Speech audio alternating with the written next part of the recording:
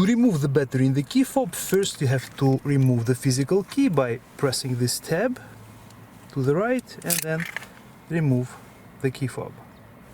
Right here you will see two arrows, one pointing to the right and one pointing to the left on the plastic. It points to these two slots which can be used to open the key.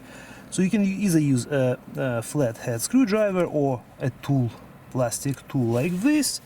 Simply insert it in the slot on one side and on the other, and the key will open.